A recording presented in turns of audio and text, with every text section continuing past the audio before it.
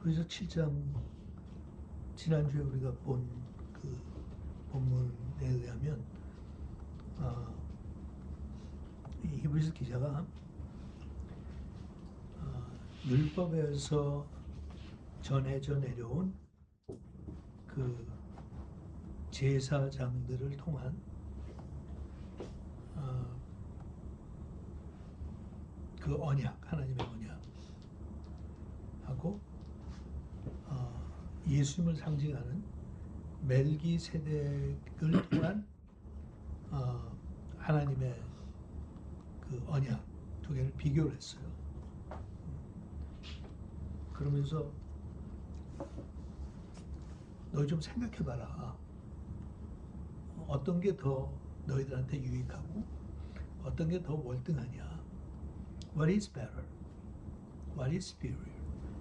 그러면서 이제 결론은 그건 당연히 멜기세덱을 통해서 내려진 언약이 더 훨씬 더 가치도 높고 탁월하다. 그렇게 했단 말이에요. 그러면서 이제 11절에 들어와서는 거의 비슷한 내용을 반복하는 건데 이번에는 그 구약과 신약, 우리가 아는 신약과의 그 차이를 비교하면서 신약이 구약보다 훨씬 월등한데 왜 신약을 경험하고 나서 자꾸 구약으로 돌아가냐. 그게 이해가 안 간다라는 그런 중점의 말씀이거든요.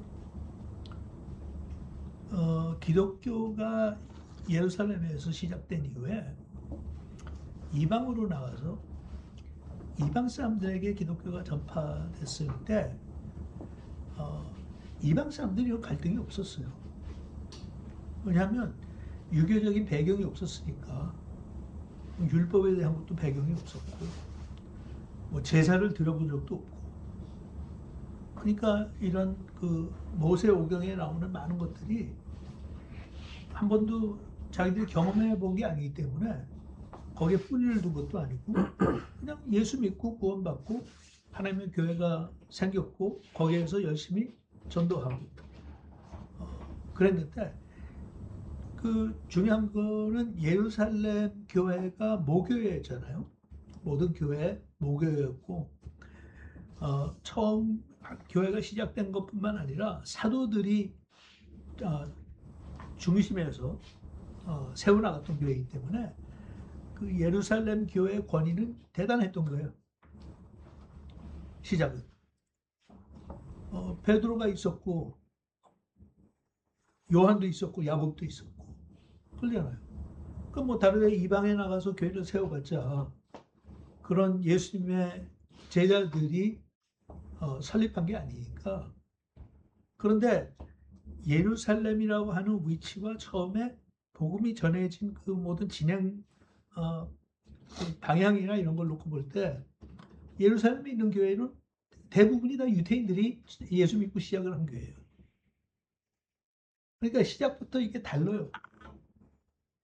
그러니까 전통을 지키던 사람들이 했으니까 새로운 그 신약을 통한 새로운 언약을 통한 구원도 체험을 했고 예수님이 구세주라고 하는 사실도 인정하고 다 했지만 버리기 힘든 것 중에 하나가 지금까지 전통적으로 지켜왔던 일종의 구습을 버리질 못하는 거예요.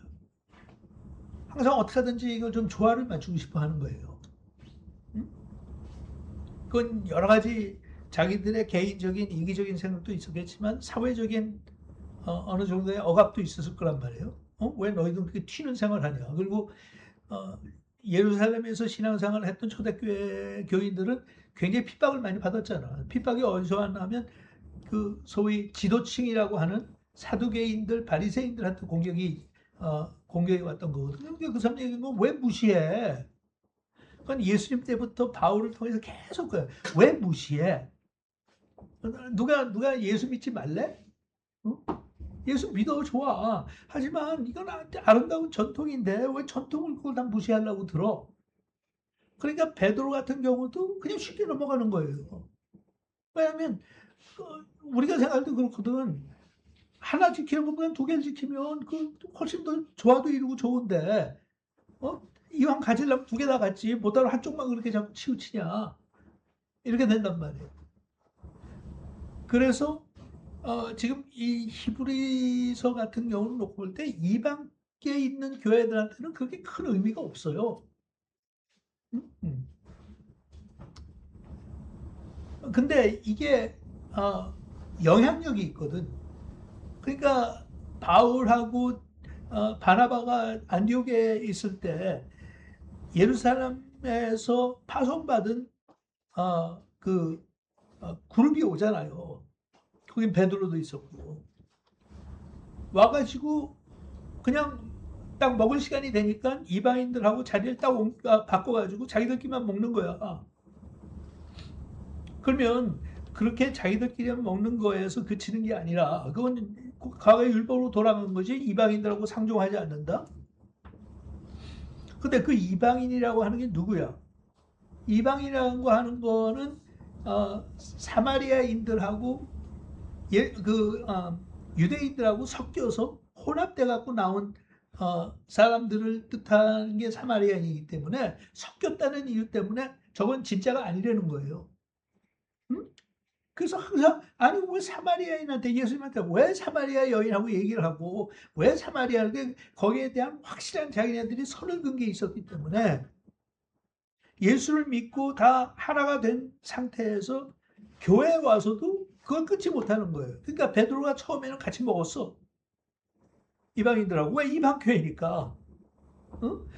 그러다가 베드로가 예루살렘에서 파송된 사람하고 같이 오니까 오자마자 밥상을 따로 차리는 거야. 응? 그래서 거기서 먹는 거야. 자기네들이 놓고 볼 때는 뭐 그게 큰 문제가 이슈가 아니라고 생각을 했어. 뭐 그런 건 전통이니까. 근데 거기에서 바울이 굉장히 흥분하거든. 응?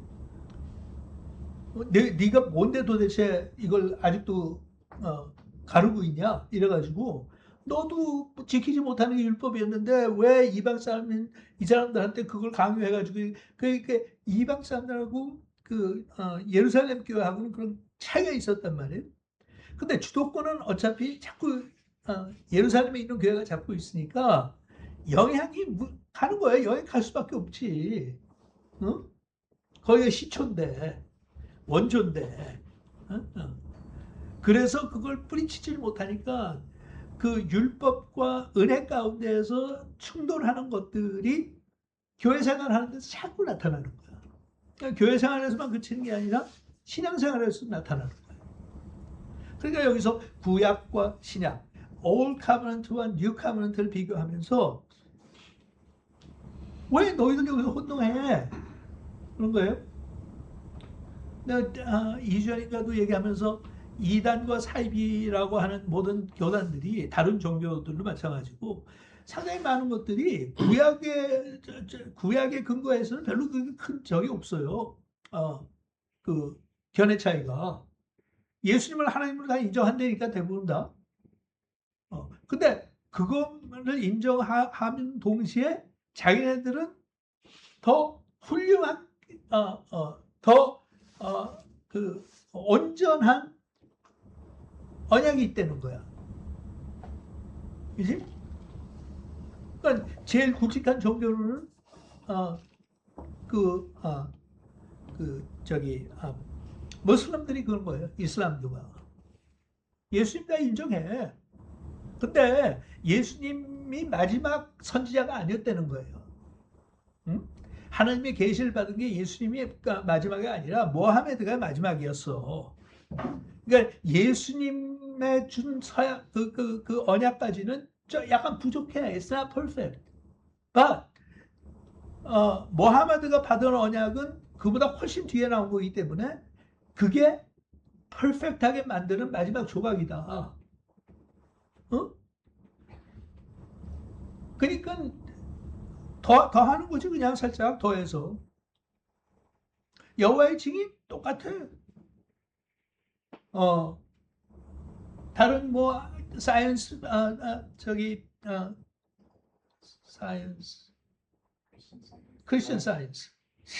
너 마찬가지고 다 대부분이 다 마찬가지예요. 그 사이비 종교들도 마찬가지야. 한국에 있는 사이비 종교들 여러분 아는 거 보면 항상 자기네들은 약간 갖다 붙인 거야. 근데 새로운 거야 이게. 응? 그 요거를 붙이면 완성돼.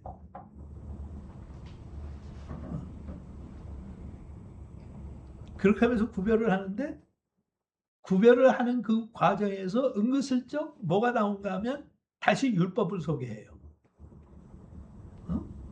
율법은 세워진 여러 가지 목적이나 이유가 있지만 그 중에 하나는 율법은 사람들을 억압하는 거야. 응? 지켜야 되도록 강조하다 못해 억압을 한단 말이에요. 그러니까 율법의 종노릇하게 만든다고 그러잖아. You become a slave.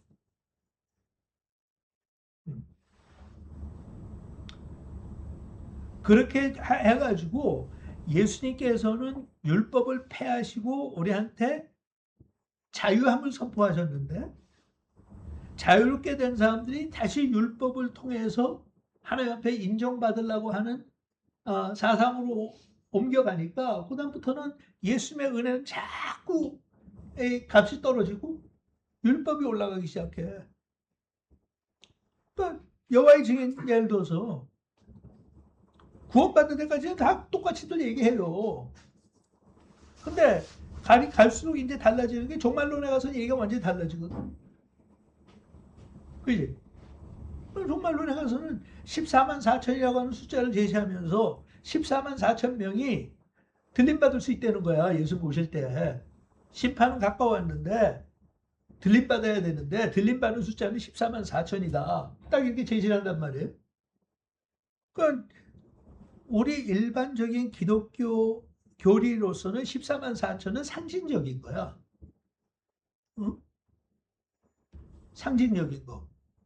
꼭 그게 숫자가 114만 4천이라는 숫자가 아니라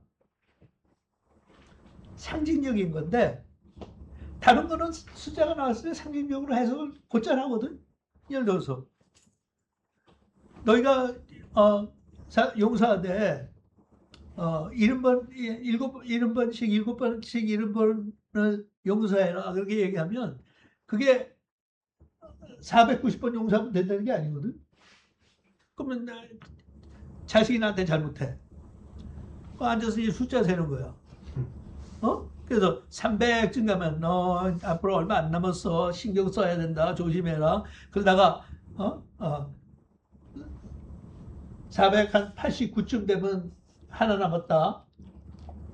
490 되면 야 이놈 새끼 이리 와. 그동안 싸웠던 거 다 내가 너 이리 좀 와. 너 패 죽여버린다. 이러라는 게 아니잖아. 응? 그거 다 이해해. 그거는 490이라고 숫자대로 해석하는 사람 없어요. 그런데 뭐 14만 4천에 가서 갑자기 그게 절대적인 숫자가 되느냐고. 근데 그렇게 하면 이 성경을 전반적으로 알지 못하는 사람들은 거기 넘어가. 그러면 14만 4천에 들어가야 될 거 아니야. 그러니까 여호와의 증인이 된다고 해서 다 들림받는 것도 아니야. 그 안에서도 이제 14만 4천에 대한 아주 엄청난 경쟁이 시작이 돼요. 그러면 여호와의 증인이 교인이 얼마가 되는지 상관없어. 나는 14만 4천에 껴야만 돼. 그럼 다른 사람들 눌러야 될 거 아니야. 내가 이겨야 되잖아. 그러니까 나와서 전도해 오는데 전도도 잘해야 되고 뭐 예배 참석도 하고 다 조건을 붙여가지고 그게 합당하면 된대. 그러니까 어떤 미친 기독교인들이 그 말을 듣고 거기 그렇게 해야겠구나. 나도 안 그럴 것 같지? 그러면 여호와의 증인은 뻔한 이단이니까 안 그래. 그럼 다른 데로 넘어가서 볼까? 다른 데 사이비 종교들 다 그렇게 익스클루시브한 거에 초점을 맞춰요. 교주한테 초점 맞추고 뭐 하다못해 요즘 다시 자꾸 한국에서 언급이 되는 통일교도 마찬가지잖아. 응? 다 그래.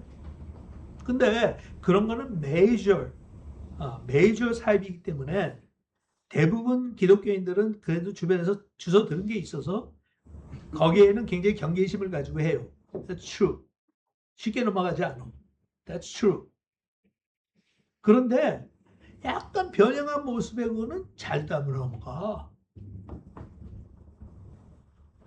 특히 한국교회처럼 전통을 강조하고 어, 거의 우상 숭배에 가까울 정도로 조상이나 부모한테 효도하는 거 강조하고 이렇게 하다 보면 나는 지금도 최근에 지난주에도 어디서 읽는데 젊은이가 질문을 했어. 어, 설날이라고 자기 고향에 돌아갔는데 성묘해야 되냐 안 해야 되냐 제사상 차려놨는데 거기 절해야 되냐 안 해야 되냐 본인은 그런 거야. 내가 보기에는 그거는 그냥 전통이고 내가 그거 뭐 그분이 살아있다고 절하는 건 아니고 그런데 그거 하는 거는 괜찮지 않냐. 그러면 또 댓글 달린 거 보면 나도 뭐 교회 다니는데 나도 기독교인인데 그거는 뭐 옛날 얘기지 우리는 그렇게 믿지 않는다. 그럼 성경에서 그게 믿지 않으면 된다고 그랬어? 어? 아니면 그 뒤에 악령이 있다고 그랬어? 어? 조상을 그러니까 그게 들어가서 보면 한국은 유교의 그 영향 때문에 조상에 대한 게 배경에 깔려 있는 건 살아 있다고 봐요. 진짜 드시러 온다고 보고. 요즘 세상에 그렇게 믿는 사람이 어딨냐? 아이, 요즘 세상에 그러지 않는다고 하지만 한국 사람들, 다른 나라도 있어. 한국 사람들만 유난히 그런 건 아니야. 한국 사람들처럼 점도 치고 사주팔자 보는 민족도 드물어. 믿어, 그 사람들은. 그러니까 권사들도 가서 보고, 장로들도 가서 보고, 심지어 가끔가다 목사들도 와서 본대잖아. 어? 자기들 생각에 그게 재미야? 어? 그리고 그런 거 아니라면 그다음부터는 약간 또 다른 쪽으로 가거든. 어? 율법을 만들어요. 새로운 율법을. 구약에 나오는 율법이 아니라 이제 우리는 자유함을 받았는데 예수님을 통해서 은혜로 구원받았는데 그럼에도 그렇기 때문에 우리한테 주어지는 더 무거운 책임이 있다는 거야. 그래갖고 요즘은 그게 많이 흔들렸지만 그전에는 목숨 걸고 주일 지켜야 돼. 성수주일 해야 되고 목숨 걸고요. 응? 여름처럼 이게 날라리 교인들은 그런 걸 잘 모르지. 근데 심각했어. 아니 펠로시교회 저기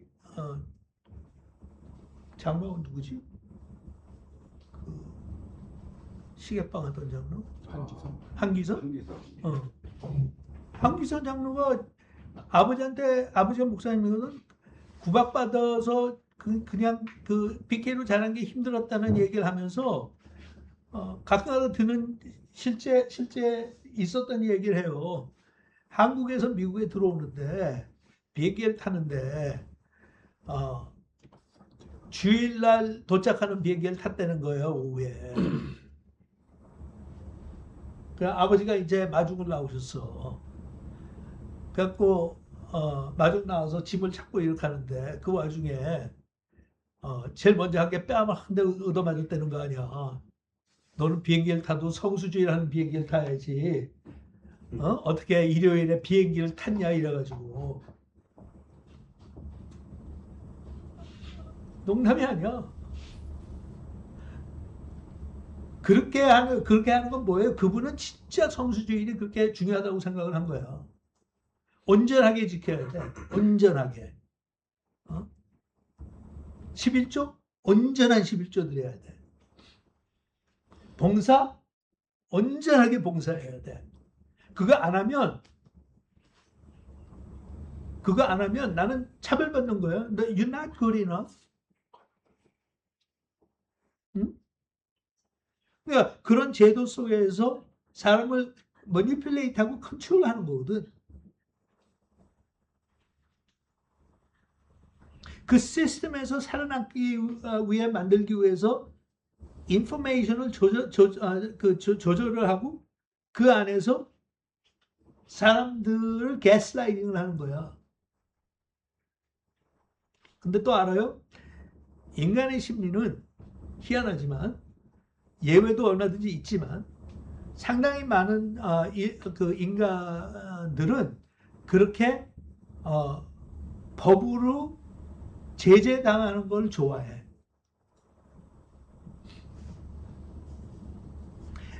내가 알아서 결정해서 선하게 사는 것보다는 do all this 그럼 너무 좀 추상적이잖아. Love God and love your neighbor. 그거는 내가 어디까지 해야지 그걸 다 완성시키고 그걸 만족시키는지 알 길이 없어. 그러니까 게으른 인간들이 원하는 거는 그러지 말고 tell me something concrete. 응? 어떻게 하면 내가 인정받을 수 있냐? 어디까지 해야 되냐? 그러니까 항상 법이 나오면 인간들이 하는 질문은 어디까지 해야 되느냐? 어? 70번씩 7번 했으면 됐냐 이거야. 그게 안 되면 100번씩 100번을 하라는지 give me something concrete so I can do it. 근데 그렇지 않고 그냥 오픈 엔딩으로 놔두면 나는 어디까지 해야 되는지 모르고 해도 끝도 없고. So somebody tell me what's enough. Somebody tell me what is good enough. 그러니까 나같이 처음에 예수 믿을 때부터 나는 목회 시작할 때부터 성수주의라고 하는 그거는 나는 신약에서 찾아볼 수 없는 개념이다. 왜 썬데이만 특별하냐? 왜 주일이라고 그러냐? 그죠? 그게 나한테는 그게 그만큼 거슬린 거야. 왜 그걸 목사님 못하면 그렇게까지 하냐? 일주일에 성수주일만 얘기하니까 주일은 일요일밖에 없으니까 그날만 그냥 좀 성스럽게 사는 척하고 나머지는 개판으로 살아도 되는 거 아니야? 그러면 일요일 교인들 만드는 거야. 썬데이만 가면 뒤집어 쓰고 교회 나가서 거룩한 척하고 나머지 월요일부터 토요일까지는 일반 세상 사람들하고 똑같이 행동해도 it's okay. 왜? 나는 성수주의를 하니까 교회 나가서 예배 드리니까 예배 안 빠졌어. 그러니까 11조도 왜 11조는 신약에 없는 걸 자꾸 강조를 하냐 11조를 11조는 구약에 나오는 율법에 합당한 거야. 근데 신약에 와서는 예수님의 은혜를 받은 사람한테는 11조라는 게 meaningless해. 어떤 사람은 11조가 아니라 100의 1조만 해도 그 사람한테 충분히 한 거야, 그 사람은. 워낙 가난하고 그러면 11조, 어떤 때는 안 해도 돼. 내가 그냥 어떤 때는 그냥 헌금하면서 가져가. You take money. 왜? 신약에서 초대교회에서 나온 거 보면 헌금을 하면 헌금한 거 가난한 사람들한테 나눠주려고 한 거거든. 그것도 교인들한테. 그러니까 나눠주지 않으면 네가 가져가. It's okay. 그러니까 진짜 먹고 살기도 힘든데 거기다가 하나님의 베푸신 은혜야 가져가. 그러면 못 가져가지. 근데 11조. 그러니까 나는 10의 11조가 아니라 뭐 10의 2조도 할 수 있고 10의 5조도 할 수 있고 어떤 사람한테는 10의 10조를 해야 돼. 하나님께서 다 요구하셔. But 다 그거는 율법으로 요구하시는 거 아니야? 각자 받은 은혜에 합당하게 부르심 앞에 합당하게 그렇게 하라는 거야. 초대교회 가서 보면 전 재산 바친 사람들이 많았어. 그 사람들 앞에 가고 11조 낸다고 뺀딱뺀딱 거리면 웃기는 거야. 전 재산 다 팔아가지고 사도들 발 앞에 갖다 놓고 이거 가지고 가난한 우리 형제들 먹이라고 that's 100%. 요새 교회에서 그렇게 얘기하면 막 난리를 치겠지. 어? 어. 그러니까 그건 난리를 치는 거는 그런 은혜와 그런 소명을 받지 않은 사람한테는 그게 무거운 짐이야. 야, 그렇게 해야 돼? 아니. 그렇게 하는 사람 특별히 하나님의 인정받는 거야? 아니. 그냥 부르심에 합당하게 내가 응답한 거야. 그런데 그냥 나는 개인적으로 생각할 때는 하나님의 은혜를 받은 나로서 적어도 내가 이웃을 생각하고 한다고 그러면 에이 구약에서도 11조 냈는데 은혜를 체험한 사람들이 11조 낸다는 거는 그건 약간 너무 부족하지 않아? 어? 은혜의 파워가 그 정도밖에 안 되나? 구약에서 은혜도 없이 11조도 냈는데 법으로 하니까 신약에서도 교회 나온 사람한테 11조 하면 그건 11조 하면 봐. 11조 하면 집사도 되지. 11조 하면 장로도 되지. 성수지라면 집사도 되지. 계급받네. 어? 그러니까 사람들이 자기 다른 욕심이 있든지 다른 흑심이 있어도 그거 내겠네. 그러면 또 왜? 미니멈은 내가 했으니까. 그리고 미니멈 이상 한 사람들은 또 대접 되게 받겠네. 저 사람 헌금 많이 하는 사람이라고.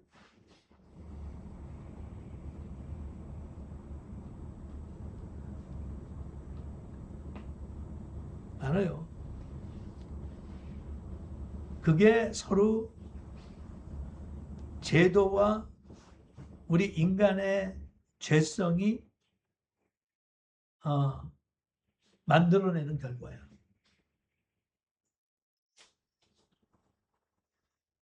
근데 하나님은 우리가 하나님의 은혜를 체험하지 못하고 성령이 내주하시기 전까지는 법으로 그렇게 다스렸어요. 응? 그러니까 자식도 말 안 들으면 돌로 쳐 죽이라고 그랬잖아.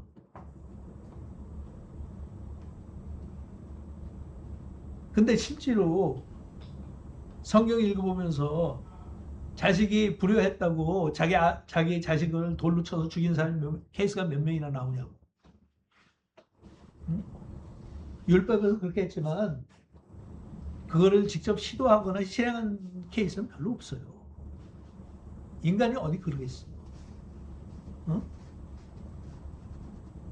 그런데 하나님께서 미니멈을 주신 거야.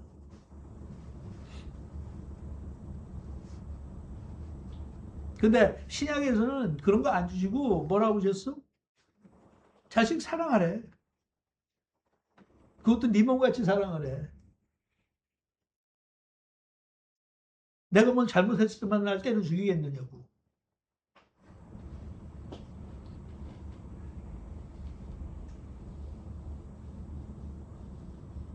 내가 이웃이 어려운 일 당한 건 나하고 무슨 상관이 있냐고 하나님께서 너 이웃이잖아. 응? 이웃 사랑해. 하다못해 원수까지도 사랑해. 정말 그거 힘든데요. 힘든 거 나도 알아. 하지만 사랑해.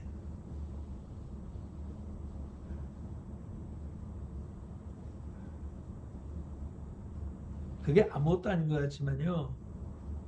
뿌리에서부터 그게 갈라지는 게 이렇게 갈라지기 시작하면 오랜 세월 가다 보면 이 격차는 엄청나게 커져. Are you living in grace or are you living in the law?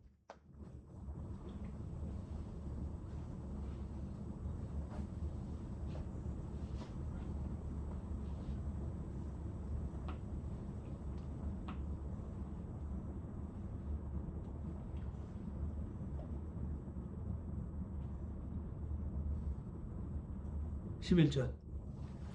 레위 계통의 제사 직분으로 말미암아 온전함을 얻을 수 있었으면 레위 직분이거는 그 구약으로 돌아가는 거예요. 하나님께서 설정해 주신 구약에 나오는 모든 율법들 그걸로 너희들이 온전함을 얻을 수 있었으면 그러면 그걸로 족하는 거지. 충분한 거지. 백성이 그 아래에서 율법을 받았으니 어찌하여 아론의 반차를 따르지 않고 멜기세덱의 반차를 따르는 다른 한 제사장을 세울 필요가 있느냐. 이게 이제 멜기세덱 얘기하는 거지만 결국은 예수님 얘기하는 거예요. 모세를 통해서 율법을 주었는데 그 율법을 철저하게 지킬 수 있으면, 우선 지키지도 못하지만 철저히 지킬 수 있으면 못하러 하나님께서 예수를 보내셨겠냐 이거예요. 근데 사도 바울이 초대교회에게 지적할 때는 그 갈라디아서에 이런 데 나온 대로 너희는 하나님께서 진리로 자유함을 주셨는데 왜 다시 종로로 타냐? 다윗은 항상 그게 제일 답답해 죽겠다는 거야. 아니 자유함을 주셔서 풀어주셨는데 왜 너희들은 가가지고 니네들이 자원해서 또 종로로 타고 자빠졌어? 세상에 이런 답답한 게 어딨냐? 그리고 그냥 자유함을 주시고 끝난 게 아니잖아. 성령 하나님을 보내서 네 안에 내주하게 하시고 네가 성령 하나님과 같이 교통하고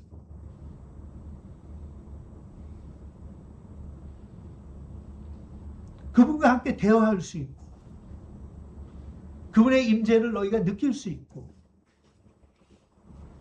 간혹가다 네가 그 성령 하나님의 음성을 듣기도 하고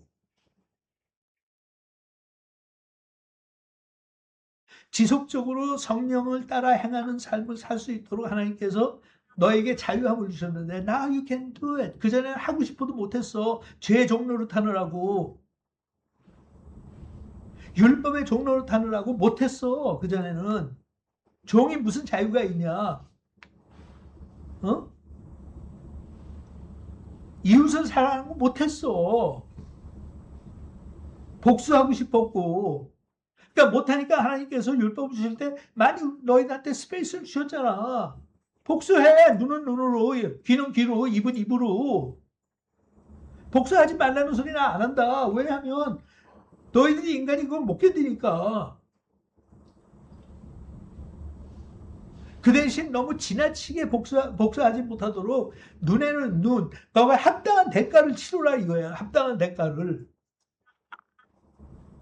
눈 하나 다쳤는데 가서 생명을 찾아오지 말고. 그런데 사실 하나님께서 원하시는 건 뭐예요? 그거 용서해 주는 거야. 근데 용서해 주라고 그러면 변한 게 하나도 없으면 네가 구약에서 하나님께서 그걸 요구 못 하셨는데 신약에서 어떻게 요구를 하시겠냐. 똑같은 인간이 똑같은 환경이라면 못하지. 그런데 하나님께서 환경을 바꿔주셨잖아. 이제는 네가 더 이상 죄 아래 있는 게 아니잖아. 더 이상 율법 아래 있는 게 아니잖아. 너희는 이제 성령의 인도하심 속에 있는 거잖아. 그러니까 성령 하나님께서 너를 도와주시고 지시하시면 you can do it.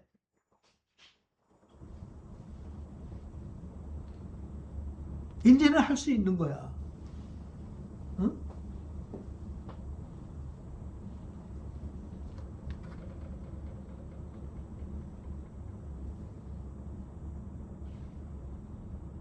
우리 자신들이 늘 체험하는 거지만 저도 그렇고요. 참 표현이나 말하는 건 쉬운데 성령에 따라 행한다는 게 얼마나 뭐 힘들다고 하긴 너무 하니까 쉽지 않다고 그럴까? 응?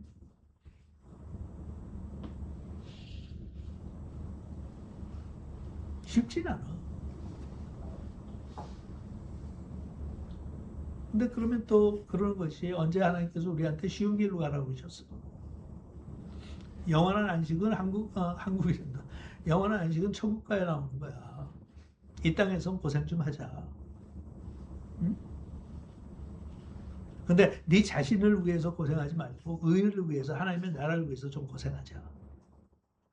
억울한 일도 좀 당하고 속상한 일도 좀 있고 정말 지긋지긋해서 원수 같아서 한 대 올려 치고 싶지만 치지 말고 법적으로 목을 끌고 가가지고 고소하고 싶지만 그것도 참고 그냥 당하고 좀 살고.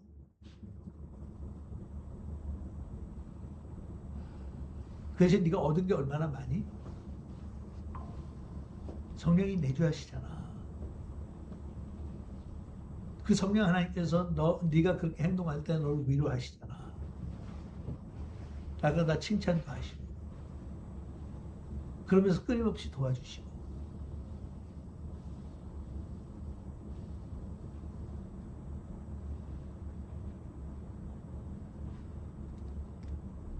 (12절) 제사 직분이 바뀌었은즉 율법도 반드시 바꾸어지니.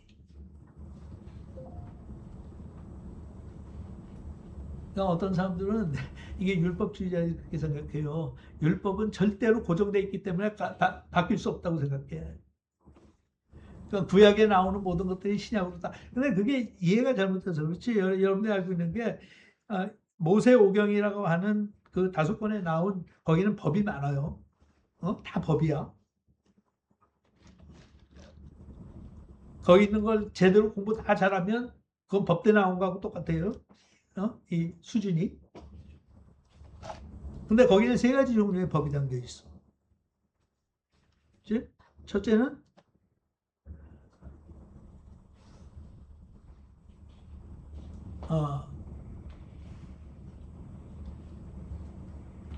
이 moral law야. 그러니까 이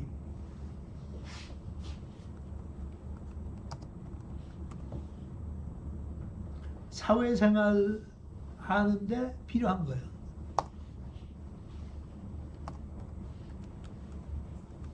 그거는 변하지 않아요. 은혜의 시대로 돌아가서도 변하지 않아. 거짓말 하지 말라는 구약이나 신약이나 거짓말 하지 말라요. 살인하지 말라 신약이나 구약이나 살인하지 말라요. 그거는 뭐 상황이 변하고 시대가 바뀌었다고 해서 변할 수 있는 게 아니야. 그 다음에 2번째 거 나오는 거는 하나의 국가를 통치하고 운영하는 데 필요한 계약적인 법이 나와요. 그거는 어떻게 국민으로서 행동을 해야 되고 국가가 어떻게 국민을 법을 어겼을 때 다스려야 되는지 상세하게 나와 있어. 그리고 그때 법관으로 법의 판정을 내렸던 거는 제사장들이었고.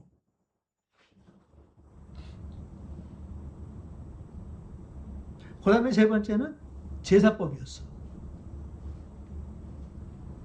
아론과 아론의 자식들한테 하나님께서 주신 제사법이 있었어. 제물을 어떻게 바쳐라, 각을 어떻게 떠라, 어떻게 네 자신을 깨끗하게 준비해야 된다서부터 시작해 모든 게 제사법이야. 그거는 사라졌어.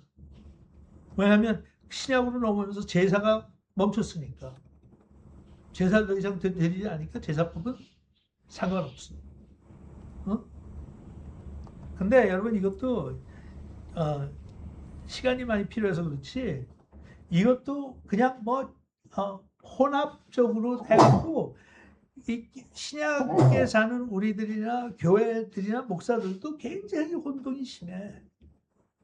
뒤죽박죽이야. 그냥 자기들 원하는 대로 갖다 붙여요.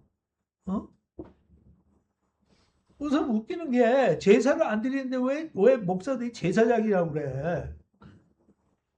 제사를 안 드리는데 무슨 제사장이 필요해. 우리한테 제사장은 제사를 드리는 건 딱 하나밖에 없어요. 한 분밖에. 예수님이야. 우리의 제사장은 우리 신약의 제사장은 예수님밖에 없어. 제사를 드릴 수 있는 분도 그분이고 제사를 지낼 수 있도록 sacrifice를 준비하는 것도 그분이고 그분이 나으시는 거야. 그 외에 제사장 없어. 제사를 안 지내는데 왜 제사장이라고 그래 자꾸. 근데 목사는 그걸 얼마나 이용해 먹냐고. 그래갖고 교회 다니는 사람한테 그렇게 다 성경에 나왔다고 가르치니까 이 또 무식한 교인들은 그걸 그대로 다 받아들여가지고 선지자와 제사장 건드리지 말라고 그랬다고 목사나 뭐가 아무리 잘못해도 거기는 건드리가 판단을 하나님께서 하시는 거래. 무슨 얘기인지 알겠어요? 그게 다 혼동에서 나오는 거야.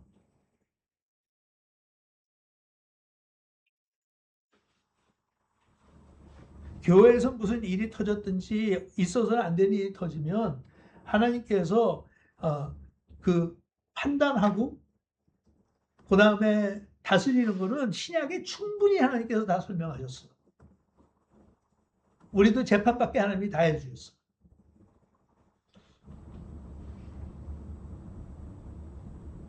그거는 제사장이 필요한 게 아니야. 그냥 성경 나온 대로 하면 돼. 누가 잘못했을 때 1대1로 일단 찾아가서 얘기를 하라고 그랬어요. 그래도 말을 듣지 않으면 두세 명을 데리고 가서 다시 한번 얘기하라고 그랬어. 그래서 그런데도 얘기를 안 들으면 교회 앞에 그냥 다 공개적으로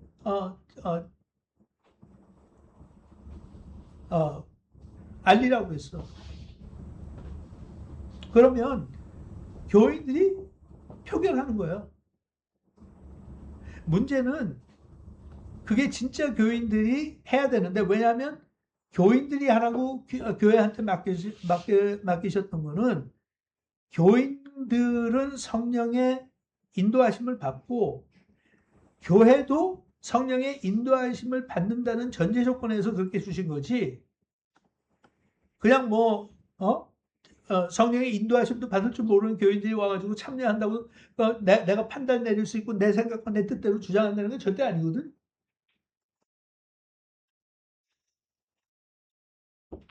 근데 그렇게 하는 교회가 몇이나 되겠어? 없어요. 그러니까 그거 가지고 원통해서 못 견디겠다 무슨 세상 법적으로도 갖고 가잖아. 성경에서 세상 법정에 창피하니까 도저히 창피하니까 그것만은 하지 말라고 그러는데도, 너희 가운데 그렇게 지혜로운 자가 없느냐고 그렇게 한탄을 하시는데도 불구하고 홀딱홀딱 결국 법정, 요즘 보면 세상 법정으로 달려가잖아.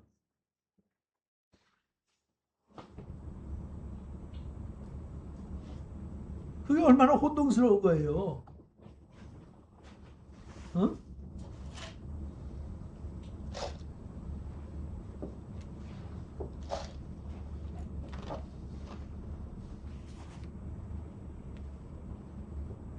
제사 직분이 바뀌었은즉 율법도 반드시 바꾸어지리니. 이거는 시대에 따라서 바뀌는 게 아니라 구약에서 신약으로 넘어가면서 율법의 시대에서 은혜의 시대로 넘어가면서 이미 다 바뀐 거예요. 그러니까 우리 제사 안 드리잖아. 교회에서 제사 드리는 거 봤어? 제사 안 드려. 그 다음에 성경에서 나오는 civil law 지키는 거 없어요. 우리는 미국에 살면 미국 법을 지켜야 돼. 한국에 살면 한국 법을 지켜야 되고. 그러나 내가 이게 단어를 생각이 안 난다. moral이라는 도덕법. 도덕, 예. 윤리, 도덕법. 도덕, 윤리에 관한 것들은 그거는 또 차이가 생겨. 미국에서 불법이라고 한 거 한국에서는 합법이 될 수도 있어. 반대로 한국에서는 불법이라는데 미국에서는 합법이 될 수도 있고. 그러니까 그거는 내가 사는 나라에 따라서 내가 그 통치 아래에 있는 거예요. 하지만 그게 충돌이 될 수 있을 때 어떻게 한다고 그래? 하나님의 나라의 법과 세상 법이 충돌이 될 때, 그때는 우리 믿는 사람들한테는 항상 하나님의 법이 우월해. 우선이야, 그쪽이. 근데 우리가 사는 건 또 세상에 살고 있기 때문에 세상 법을 무시할 수가 없어. 존중해야 돼. 그러니까 신약에도 보면 세상 법을 존중하라고 그랬어. 세상의 지도자로 세운 사람들을 존경하고 따르라고 그랬어. 근데 그거는 정상적으로 돌아갈 때 따르라는 거지, 도의에 벗어나고 양심에 벗어나고 불의한데도 따라가라는 소리 안 했어. 하나님께서 그거는 저항하라고 그러셨어. 그러니까 이게 얼마나 힘들어요. 응? 힘들지. 그러니까 교과서적인 답을 빨리 줬으면 좋겠다고. 요즘 다 그래. 어? 사람마다 생각이 다 다른데, 예를 들어서 동성애 같은 거 차별법이라고 그래갖고 한국에서 그거 가지고 그렇게 지금 싸움이 지속되는데, 교인들은 이걸 생각을 하고 본인들이 성령하고 교제하면서 교통하면서 하나님의 마음은 어떠십니까? 하나님이 저한테 기대하시는 건 무엇입니까? 어떤 자세를 취해야 되겠습니까? 이렇게 질문을 하면서 내가 내 양심과 실력에 따라서 그걸 결정을 해야 되는데, 그러지 않고 그냥 다 적용되는 답을 달래. 그러니까 목사님이 답 주기 쉽지. 왜? 성경에서는 호모섹슈얼은 무조건 그거는 허락이 안 돼. 뻥! 결론 내려줬잖아. 그러니까 이 게으른 교인들 어떻게 하면 좋아? 목사님이 얘기하는 게 진리라고 생각하고 그냥 그거 따르면 돼. 골치 아파. 생각하기 싫어. 나 같은 사람이 생각하기에는 복잡해. 그러니까 따라간대. 근데 논리적으로 생각할 때 그게 하나님께서 기뻐하셔야 한다. 너한테 네 양심을 줬고 네가 혼자 생각할 수 있는 머리를 줬고 거기에다가 너의 삶을 지켜보시면서 시대의 변화에 따라서 하나님의 말씀을 가르칠 수 있는 성령의 가르치심을 줬는데, 네가 고작 하겠다는 거는 네가 나가는 교회 목사의 설교를 듣고 그에 따르겠다고?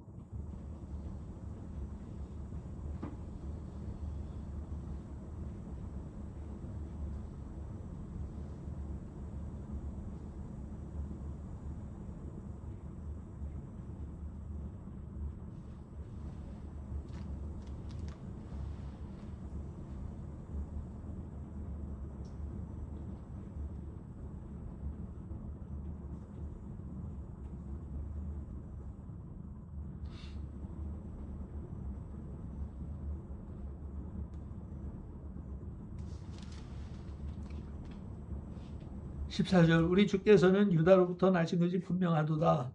이 지파에는 모세가 제사장들에 관하여 말한 것이 하나도 없고 멜기세덱과 같은 별다른 한 제사장이 일어난 것을 보니 더욱 분명하다.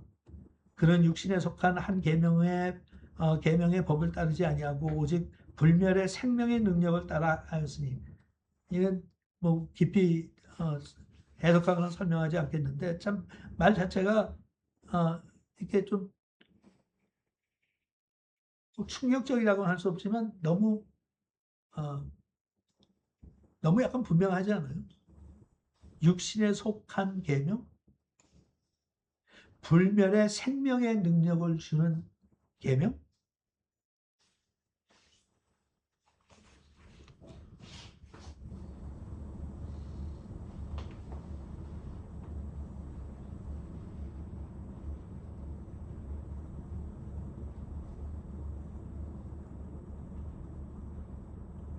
내가 생각할 때 우리가 소위 얘기해서 예수 믿는 게 쉽지 않다. 그거는 우리가 현장에서 부딪히는 삶의 내용을 가지고 얘기할 때 예수 믿는 게 쉽지 않아요. 그렇다는 얘기가 많아. 예수 믿는 게 쉽지 않다. 내 뜻대로 안 되고 내 뜻대로 못하고 뭐 여러 가지가 있으니까 쉽지 않다. 근데 그거는 내가 생각할 때는 그거는 별로 그렇게 큰 문제가 되질 않아. 문제가 되지 않는 이유는 불멸의 생명의 능력을 하나님께서 주셨기 때문에 사실 그거는 그냥 지나가는 과정이라고 우리는 툭툭 털고 지나갈 수 있어. 근데 그렇게 못하는 거는 불멸의 생명의 능력을 우리가 지키지 못하기 때문에 그래요. 멋있잖아. 문장 자체가. 불멸의 생명의 능력. 불멸해. 끊을 수 없어. 죽이지 못해. 세상에 우리를 범하지 못해. 그리고 거기에는 생명이 있어. 율법은 죽이는 거야. 성령은 살리는 거고. 거기다가 능력까지 주셔. 그런데 우리는 그런 복음을 듣고도 그것을 깊이 체험하지 않기 때문에 그것을 우리가 사용하고 즐기는 것이 아니라 자꾸 쉬운 방법을 찾으려고 그래. 쉬운 방법은 가장 쉬운 길. Tell me what's good enough.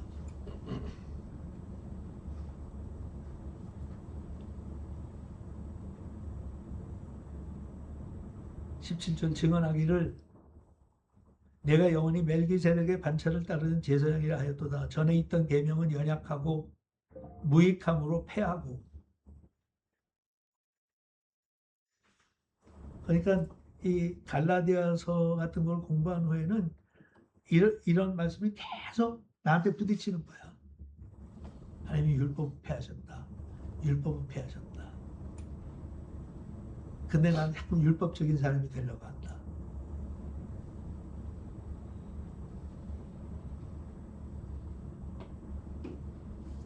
그리고 그 계명은 연약하고 무익하다. 그냥 율법을 지키라고 하면 내 자신한테 회의와 짜증이 계속 느는 수밖에 없어. 왜냐하면 너무 연약해. 너무 연약해.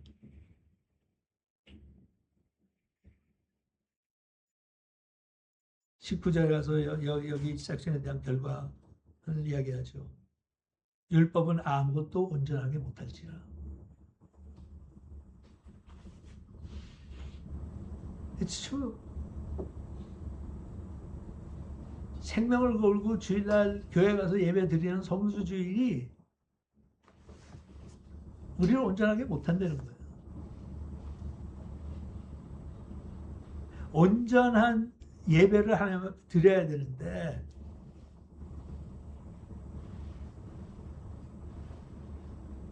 그래야 우리가 온전해지는데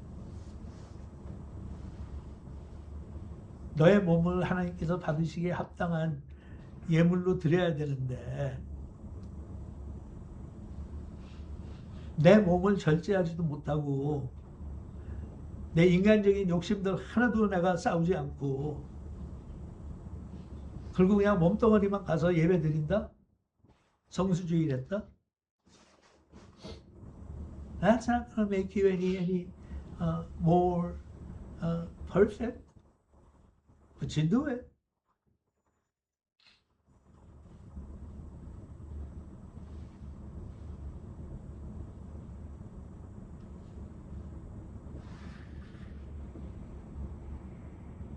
(10의 1조를) 드리는 걸로 너는 그걸로 충분하다고 생각하는데 하나님께서 관심 있는 건 네가 하나님 앞에 드리는 10의 1이 아니라 나머지 10의 9야.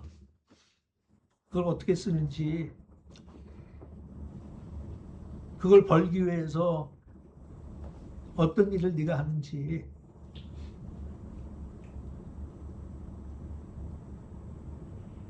작은 것 가지고도 만족을 누릴 수 있는 그런 하나님과의 관계를 이어가는지, 아니면 있어도 더 갖고 싶은 욕망 속에서 너는 잠겨 사는지. 11조가 너를 유익하게 못해. 그렇죠? 난 11조는 세금 정도밖에는 구실 못해. 내가 세금 낸다고 뭐 그 세금이 낸다고 그래서 그게 뭐 난 그냥 국민으로서 도리하는 거지. 뭐 다른 사람 다 내는 거고. 나머지 남는 돈을 가지고 얼만큼 의미 있게 쓰느냐야. 그러니까 주변에 보면 예술 믿지 않아도 또 예술 믿는 사람 가운데서도 굉장히 의미 있게 쓰는 사람들 많어. 묵직묵직하게 사회를 위해서 도네이션하고. 근데 어떻게 하든지 그냥 법을 이리 피하고 저리 피해서라도 자식들한테 남겨주려고 또 꾀를 부리는 사람들도 많고, 세금 냈다고 끝나는 거 그거는 국가에 대한 책임을 다한 거지. 인간으로서의 책임은 it goes beyond that.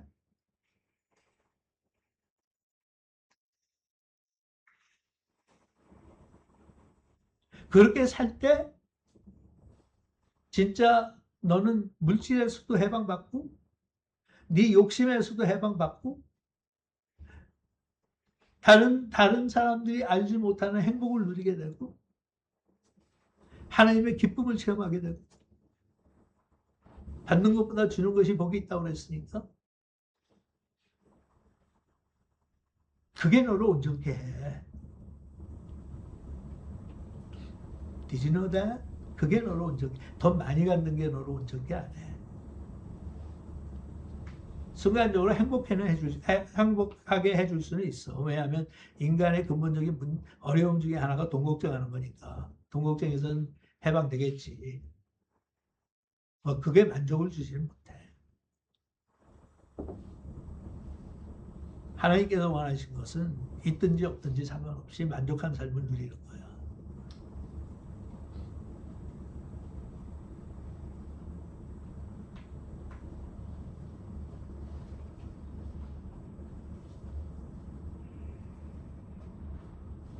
그래서 더 좋은 소망, 더 좋은 소망. 그게 하나님께서 우리한테 기대하시는 거예요. 우리는 원하는 소망하는 것들이 많이 있지. 그 중에서 좋은 소망하는 것들도 많이 있을 거예요. 이웃에게 도움이 되고 사회에 도움이 되고 하나님의 나라에 도움이 되는 그런 인생을 살고 싶다고. 근데 여기에서 더 좋은 소망이, 더 좋은 소망. 그러니까 우리의 소망도 변해야 돼요. 변질하는 게 아니라 변화돼야 돼. 나이를 먹을수록 철이 들듯이.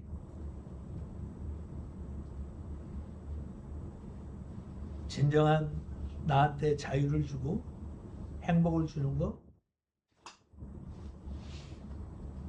돈만 가지고는 안 된다. 자식만 가지고는 안 된다. 우리가 다 알지만 아무리 돈이 여유가 있고 자식이 잘 돼도 내 마음속에 아직도 비어있는 공간들이 있으면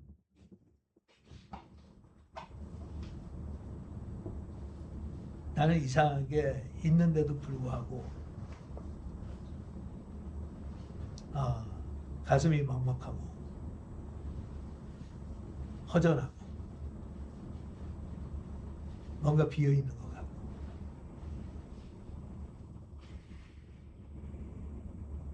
뭔가 놓치고 사는 것 같고 더 좋은 소망, 더 좋은 소망을 꿈꾸고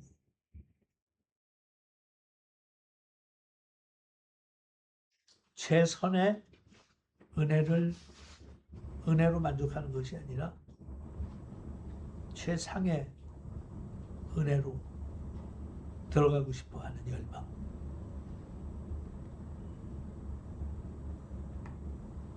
하나님께 가까이 가는 것도 조금 가까이 가는 게 아니라 훨씬 더 앞으로 가까이 가고 싶어 하는 마음. 그래서 찬송가 가사처럼 세상과 나는 관계없고 세상과 나는 관계없고 우리한테는 이런 소망이 있다는 거예요. 율법을 통해서가 아니라 예수님을 통해서 성령 하나님을 통해서 내가 매일 기쁘게 살아가는 것은 성령이 나와 함께 하심이라. 성령이 임했네. 성령이 임했네. 그 노래를 뱃속 깊은 곳에서 진짜로 날마다 부르며 살면 그 사람이 진짜 행복한 거 아닌가 그렇게 생각해요.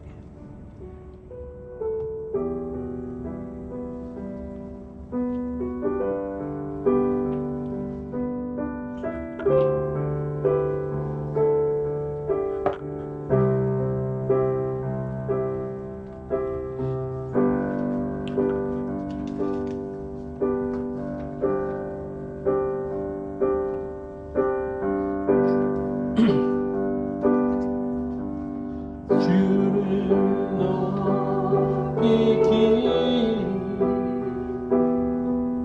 원합니다.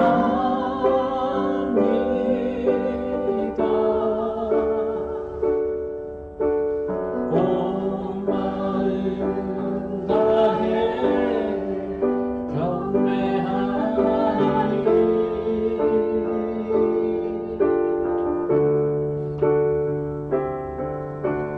내 안에 모든 것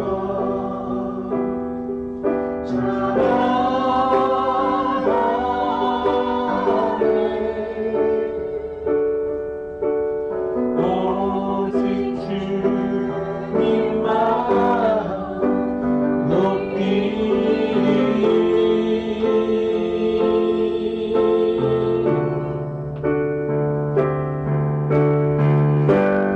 나의 마음과 영혼 다 주께 드려 주 위에 살리라.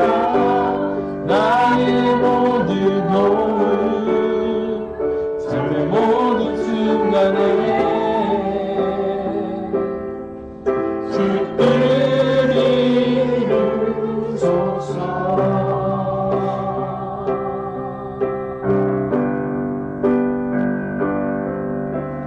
주를 높이기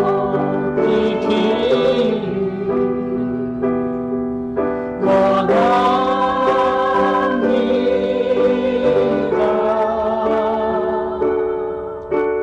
온 마음 다해 경배하리.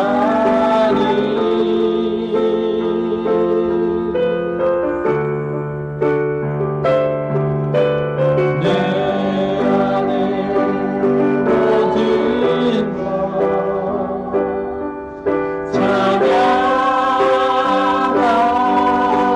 찬양하네. 오직 주님만 높이리.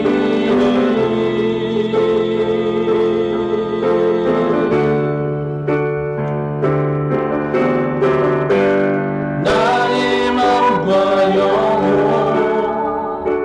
다 주께 드려 주 위에 살리라. 나의 모든 호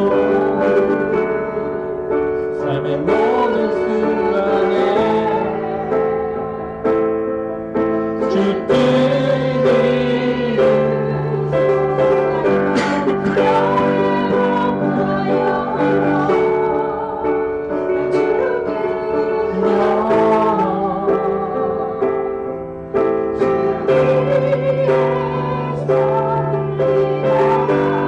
나의 모든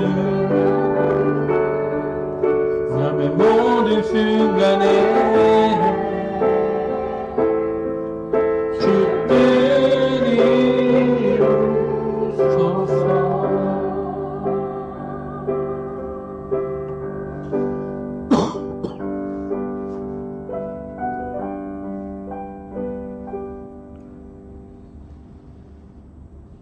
꼭 이 가사대로 살길 원합니다. 나의 모든 호흡, 삶의 모든 순간에 주 뜻이 이루어질 수 있도록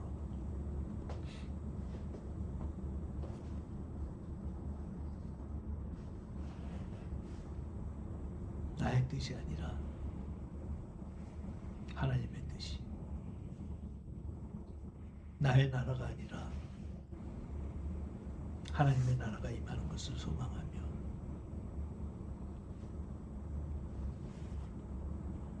세상이 아니라 하나님으로부터 만족과 행복을 누리는 그런 영적인 삶, 끊임없이 배워나갈 수 있도록 저희들을 지도해 주시옵소서. 예수님의 이름으로 기도합니다. 네. 예, 수고들 하셨습니다.